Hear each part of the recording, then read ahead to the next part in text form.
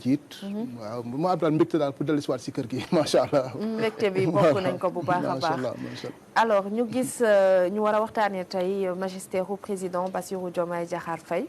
donc déjà li ma leen njëkk a laaj mooy avant ñoom ñuy yéeg. duo bi ñu formé Diomaye Sonko. mu nekk duo boo xamante ne peut-être on s'y attendait pas mais ñu charmé bu baax le Sénégal les Sénégalais de façon générale. waaw xam nga c'est un duo qui a un peu révolutionné quand même la pratique politique au Sénégal. waaw ni ñuy defee politique au Sénégal dañ ko rénover moderniser ko. parce que ñoom kii di Ousmane Sonko kii di Bassirou Diomaye Faye ñooñu dañoo ñëw ci scène politique bi ci contexte boo xam ne nii dafa am ce qu'on appelle la crise du militantisme. La crise du militantisme politique mais également un désaveu qui frappe l'homme politique de manière générale. Quand on parle de crise du militantisme mooy que de moins en moins les gens vont dans les partis politiques.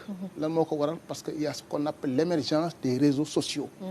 Réseaux sociaux yi li mu créé moom mooy l'émergence de citoyens yoo xam ne ni c'est des citoyens mieux formés et mieux informés. Les gens ne vont plus dans les partis politiques parce que à l'époque ñi daan dem ci parti politique wala ñu dem ci syndicats yi dañ fa daan dem parce que c'était les réceptacles qui leur permettaient de pouvoir porter leurs revendications. Mais loolu léegi pour nga revendiquer léegi il suffit que nga ubbi sa page Facebook bind li ngay bind tu es lu par des milliers et voire même des millions de Sénégalais. Donc les partis politiques ne constituent plus les réceptacles pour permettre aux citoyens sénégalais mën di revendiquer rek. Deuxièmement parti politique également li ko grippé moom mooy une machine administrative généralement dirigée par des gens yoo xam ne li leen intéressé moom mooy la prochaine élection ak naka lay def pour dugg au pouvoir. naka lay def également pour pouvoir accéder aux ressources de l'État. ñoom Bassirou Diomaye Faye ñoom loolu la ñu fekk fii. ñoom maanaam ay citoyens lañ yoo xam ne ñoom boobu réalité politique boobu réalité sociétale. moom lañ fekk Sénégal. Ousmane Sonko nag ñëw. nekk un leader politique boo xam ne li mu fi fekkoon comme réalité politique moom mooy une scène politique qui a été bipolarisée et par l'alliance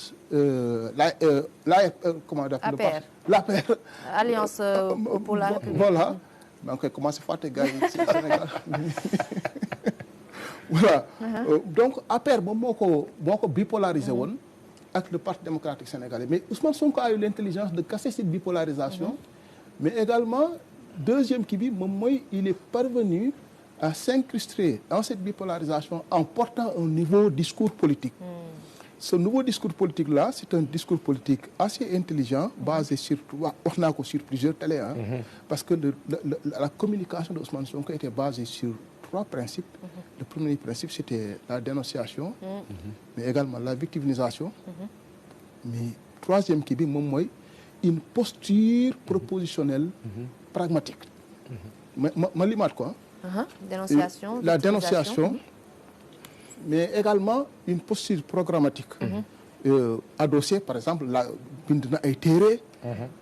parce que bu fekkee ne da ngay politique di dénoncer dafa am foo koy teg. trois leviers yooyu ma lim. li mu permettre dafa favoriser l'émergence de citoyens sénégalais yoo xam ne ils sont mieux avertis. xam nga Ousmane Sonko moo fi njëkk a ñëw commencé ne leen assemblée nationale de boo fa demee tey jii nii soo xoolee député yi du ñu fay impôt. dem leen ci site assemblée nationale boo leen xoolee di ngeen fa gis nangam di ngeen fa gis nangam. maanaam Ousmane Sonko doon nommer les choses jox nit ñi ay sources yoo xam ni mën nañ ci mën a vérifier. he was touching da doon laal affaire bi. voilà léegi loolu li mu favoriser mooy l'émergence de citoyens yoo xam ni mieux informés et mieux formés. wax naa ko sur plusieurs plateaux boo demee tey jii chez moi nga dem par exemple à Kaolack dans le Saloum des profondeurs. quand tu parles avec un paysan sénégalais li mu lay wax le débat li mu lay wax moom mooy nos ressources pétrolières nos ressources gazières l'impôt sur le revenu paysans yooyu lañ lay wax des fois da ngay toog ak ñoom par exemple mais da ngay te rendre compte que le citoyen qui vient dans le milieu li ngay rendre compte mooy da ngay gis maintenant il y a l'émergence d'une nouvelle conscience citoyenne. C'est ce que Ousmane Sonko a favorisé au Sénégal par un discours très porteur accrocheur mais également par la victimisation parce que victimisation dafa bokk ci politique boo xoolee borom xam-xam yi nga xam ne nii ils sont dans ce qu'on appelle la société de l'information, de la communication. Quelqu'un comme Luc Boltanski, bokk na ci borom xam-xam yi nga xam ne ñoo gën a étudier le phénomène de la victimisation dans l'espace politique. Donc victimisation daf ci bokk. ci espace politique. Mais Ousmane Sonko également am na leen mu favoriser mais la modernisation de la manière de faire de la politique. xam nga pour la première fois nga gis ay partis Sénégal. ñuy financer seen activité politique. à partir de ressources yoo xam ne nii ressources yi c'est des ressources propres. mais loolu li mu favoriser moom mooy amul ay militants yoo xam ne ay xar lañ yu la topp. mais ay militants actionnaires lañu. Et qui te disent non quand il faut. Et qui te diront non quand il faut. Et qui seront beaucoup plus exigeants que ñeneen ñi nga xamante ne moom la ñu daan am. Absolument. Ousmane Sonko incarne également ce que j'appelle un leadership boo xam ne du point de vue de la communication booy xool ce leadership là li ko alimenté moom mooy ce qu'on appelle la vertu. La vertu. La vertu parce que bu fekkee ne da nga ñëw ne man j'ai fait 15 ans dans l'administration. Oui. Des impôts et domaines te xam ku nekk xam impôt domaine ce n'est pas pour ostraciser kenn ni mu bindoo.